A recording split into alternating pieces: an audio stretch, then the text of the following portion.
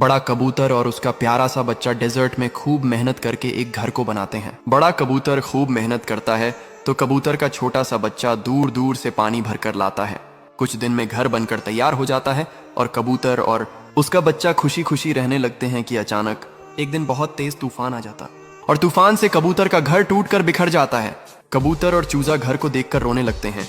फिर like subscribe नहीं किया। दादाजी के पास एक गाय थी जो सालों तक उन्हें दूध देती रही। वक्त बीता, गाय बूढ़ी हो गई और दूध देना बंद कर दिया। दादाजी ने सोचा, अब इसका क्या फायदा, बेच देते हैं। लेकिन अजीब बात ये हुई कि जहां भी गाय को भेजा जाता वो वहां से भागकर वापस आ जाती। एक दिन जब दादाजी खुद उसे दूर ले जा रहे थे, तभी गाय ने अचानक इतना दूध देना शुरू कर दिया कि कई बर्तन भर गए। दादाजी की आंखें भर आईं, समझ गए ये सिर्फ गाय नहीं, परिवार का हिस्सा थी।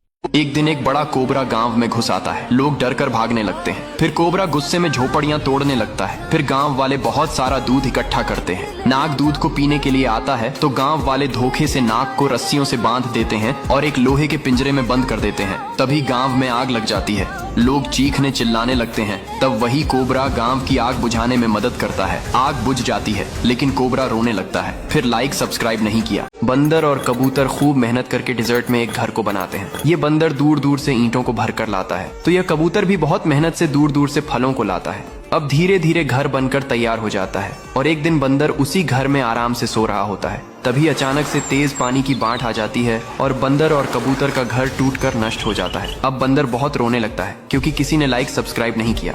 किसान आम के पेड़ से आम तोड़ता है, फिर घर ले आता है। किसान घर पानी पीने के लिए मटके में देखता है तो मटका खाली होता है। फिर किसान पानी भरने लिए मटका लेकर चल देता है। तभी किसान रास्ते में कुछ कबूतरों को देखता है जो भूख और प्यास से मर रहे होते हैं। किसान कबूतरों को बचाने की सोच लेता है और बाजार से एक पानी का पंप लेकर आता है और जमीन में लगा देता है। फिर पंप से बहुत सारा पानी निकलने लगता है और सारे कबूतर पानी पीते हैं। फिर किसान कबूतरों को आम खाने को देता है। कबूतर मजे से आम खाते हैं लेकिन किसान रोने लगता है। फिर लाइक सब्सक्राइब नहीं किया।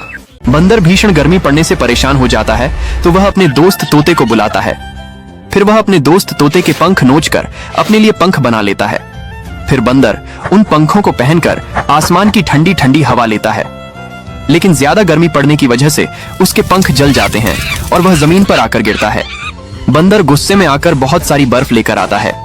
फिर बंदर उन सभी बर्फ से सुंदर सा घर बनता है और बर्फ के घर में मजे से रहता है। बंदर के लिए किसी ने लाइक नहीं किया। ये बच्चा एक पैसे के पेड़ को लगाता है। फिर पैसे के पेड़ पर पानी डालता है। अब पैसे का पेड़ बड़ा हो जाता है और बच्चा पेड़ से पैसे को तोड़कर बाजार में खाने के लिए निकल जाता है। तभी अचानक से मौसम खराब हो जाता है और तेज हवा तूफान से पेड़ के सभी पैसे टूटकर उड़ जाते हैं और पेड़ पर बिजली गिरती है जिससे पेड़ पूरा नष्ट हो जाता है। जब बच्चा बाजार से वापस आता तो बहुत रोने लगता। फिर लाइक सब्सक्राइब नहीं किया।